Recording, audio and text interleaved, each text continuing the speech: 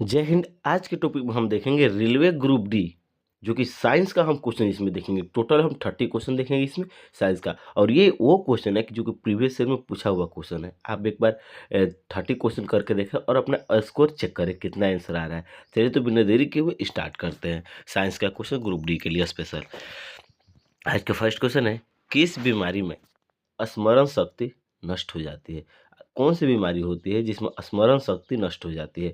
अस्मिनिया, विखंडित मानसिकता, कैंसर, ये इनमें से कोई नहीं। बताना है कौन सी बीमारी है इसके अनुसार से। तो अस्मिनिया नाम की एक रोग होती है, अस्मिनिया, जिसके कारण स्मरण शक्ति क्या हो जाती है? नष्ट हो जाती है। ध्यान रखेंगे अस्मिनिया। अमनेसिया लिखा हुआ, अमनेसिया। चलिए अगला देखते हैं हम। इसमें दिखा दिया हुआ है कि अमनेसिया बीमारी में स्मरण शक्ति पूरी तरह से नष्ट हो जाती है। ये चोट लगने से ड्रग्स हो सकती है। ठीक है, ध्यान रखिएगा। अगला देखते हैं हम यहाँ पे क्वेश्चन नंबर 2। सजीवों का प्रमुख लक्षण क्या है? सजीवों का प्रमुख लक्षण क्या है? वृद्धि, न्यूक्लिक अम्ल की उपस्थिति, द्रव या कोशिका भित्ति। सजीवों का प्रमुख लक्षण क्या है? सजीवों का प्रमुख लक्षण ये जीव द्रव है। क्या है? जीव द्रव या सजीवों का प्रमुख लक्षण होता है। क्वेश्चन नंबर 3, परख नली में डीएनए का संश्लेषण किसने किया था? परख नली में डीएनए का संश्लेषण किसने किया था? तो कॉर्नबर्ग ने परख नली में डीएनए का संश्लेषण किया था। किसने? कॉर्नबर्ग ने किया था। ध्यान रखेंगे इस क्वेश्चन को। अगला क्वेश्चन देखते, क्वेश्चन नंबर 4। दूध किस बैक्टीरिया के कारण खराब होता है? दूध जो होता है किस बैक्टीरिया के कारण खराब होता है? तो लैक्टोबैसिलिस के कारण से दूध जो होता है ये खराब होता है। लैक्टोबैसिलिस एक बैक्टीरिया है जिसके कारण से दूध का होता है खराब होता है, लैक्टोबैसिलिस। ध्यान रखेंगे सभी। इस क्वेश्चन बहुत ही इंपॉर्टेंट क्वेश्चन है ये। नेक्स्ट क्वेश्चन हम आते हैं यहाँ पे, क्वेश्चन नंबर 5 देखते हैं।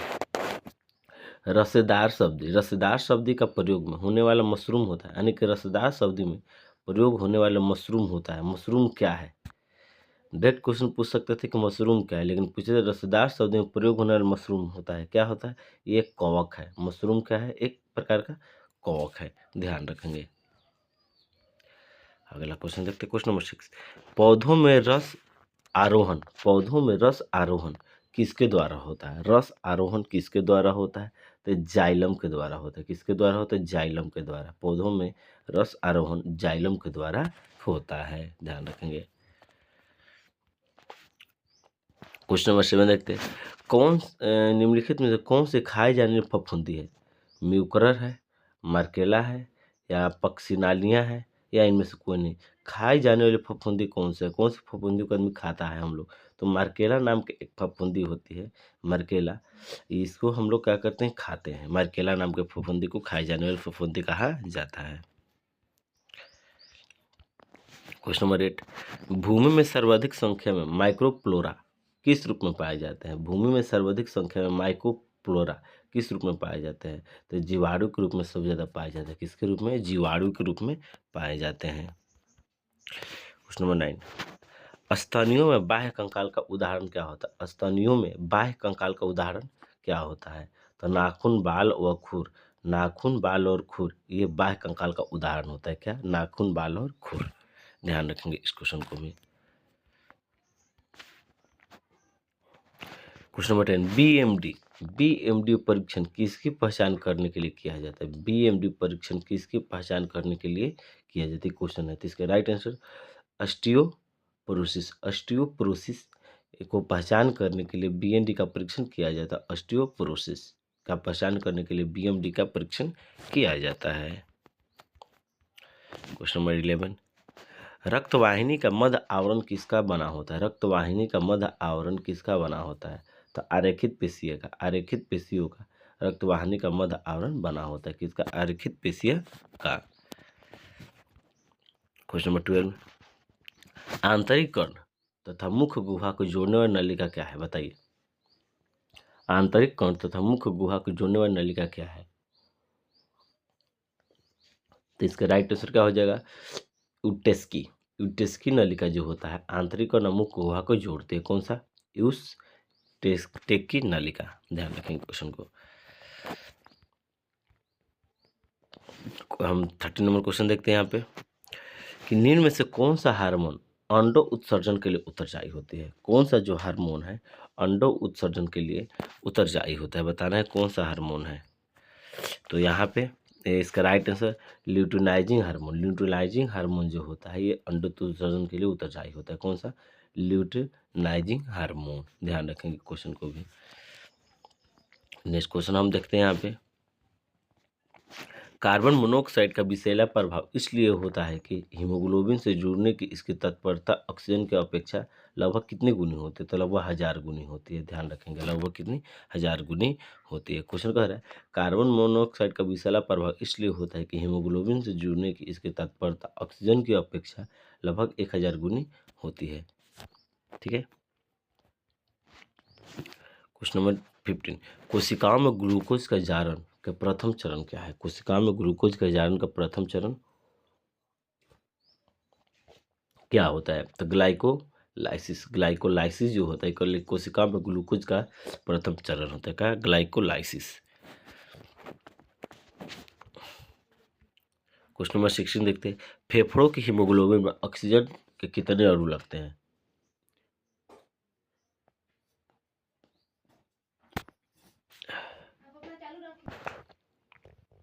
क्वेश्चन कर रहे हैं कि यहाँ पे फेफड़ों की हीमोग्लोबिन में ऑक्सीजन के कितने अणु लगते हैं?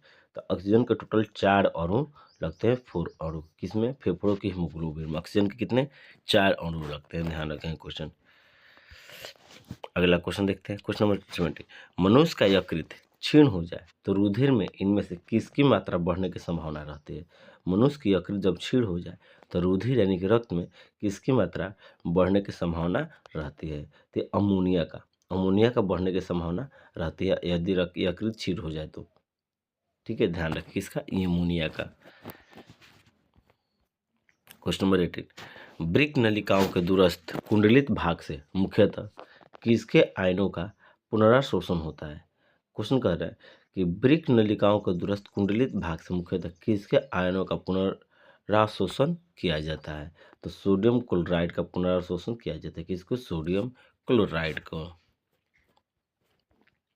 क्वेश्चन नंबर 19, बीसीजी का टीका नवजात शिशु को कितने दिनों के भीतर लगाना चाहिए?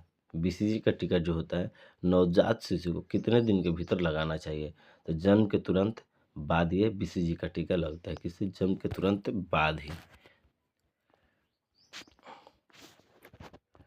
निम्नलिखित में से कौन सा एक कीट कालाजार फैलाता है? कौन सा जो कीट होता है, कीट मकोड़ा जो होता है जो कालाजार फैलाता है, कौन सा है? तो सिकता मक्खी। एक सिकता नाम की एक मक्खी होती है जो कि बड़ा बड़ा मक्खी होती है, वही कालाजार क्या करते हैं? फैलाती है। नेक्स्ट क्वेश्चन पर हम आते हैं यहाँ पे, क्वेश्चन नंबर 21, एक स्वर्गित फसल क्या है? एक स्वर्गित फसल क्या है? तो एक स्वर्गित फसल क्या होती है? धान होती है। एक स्वर्गित फसल क्या होती है? धान होती है। नेक्स्ट क्वेश्चन देखते हैं हम यहाँ पे, जिन शब्द किसने दिया था? बताइए, सबको पता होगा जिन शब्द किसने दिया था? तो जिन शब्द वीएल जोहानसन नाम के व्यक्ति थे जिन्होंने जिन शब्द का प्रयोग किया था, दिए थे। अगला देखते हैं यहाँ पे कि मंगोली जड़ता यानी कि डाउन सिंड्रोम किसके फलस्वरूप होती है? तो 46 के बजाय 47 गुणसूत्र होती है। 46 के वजह से जो 47 गुणसूत्र होती है उसे डाउन सिंड्रोम को फलस्वरूप कहा जाता है। कौन सा? 46 के वजह 47 गुणसूत्र डाउन सिंड्रोम के द्वारा किया जाता है। क्वेश्चन नंबर 25, नडवार्डिनवाद के अनुसार कौन सा कारक जैव विकास के लिए जिम्मेदार है? नडवार्डिन अनुसार के कौन सा कारक जैव विकास के लिए उत्तरदायी होता है? तो उत्परिवर्तन एवं प्राकृतिक चयन के कारण ये जिम्मेदार होता है। क्वेश्चन नंबर 25, शरीर में कौन सा जल कार्य नहीं करता? शरीर में कौन सा जल कार्य नहीं करता है? जब आंसर हो जाएगा जल अम्ल क्षार संतुलन में निष्क्रिय भूमिका निर्वहन करता है, तब ये जल कार्य शरीर में नहीं करता है। आंसर क्या हो जाएगा? जल अम्ल क्षार की तुलना में संतुलन में निष्क्रिय भूमिका का निर्वहन करना। थायमिन का सर्वोत्तम स्रोत क्या है? थायमिन लेने के लिए सबसे ज़्यादा क्या खाना चाहिए? तो काजू खाने से थायमिन मिलता है। क्या? काजू खाने से। क्वेश्चन नंबर 27, सर्वाधिक कार्बोहाइड्रेट किस खाद्यान्न में पाया जाता है? तो मक्का में पाया जाता है। सर्वाधिक कार्बोहाइड्रेट किस खाद्यान्न में? मक्का में पाया जाता है। क्वेश्चन नंबर 28, सामान्य वसा के अणुओं के संश्लेषण में कौन सा रासायनिक बंध बनते हैं? तो बताना है, इसका राइट आंसर क्या हो सकता है। ठीक है, अगला क्वेश्चन देखते हैं इसमें। आंत में पहुंचने ही भोजन का मिश्रण सबसे पहले किस तरल में होता है? तो पित्त में भी नहीं होता, नासिक रस में, यांत्रिक रस में, इसमें से कोई नहीं होता। तो आपको बताना है कि इसका आंसर कमेंट बॉक्स में बताना है कि किस तरल में होता है। आपको इसका राइट आंसर कमेंट बॉक्स में बताना है। क्वेश्चन नंबर 30, इनमें से कौन सा पदार्थ प्लाज्मा प्रोटीन नहीं होता है? प्लाज्मा प्रोटीन तो फाइब्रिनोजन जो होता है ये प्लाज्मा पदार्थ प्लाज्मा प्रोटीन नहीं है। फाइब्रिनोजन जो है ये प्लाज्मा का प्रोटीन नहीं होता है। मानव शरीर की सबसे मजबूत पेशियां कौन सी है? मानव शरीर की सबसे मजबूत पेशियां तो जबड़े का होती है।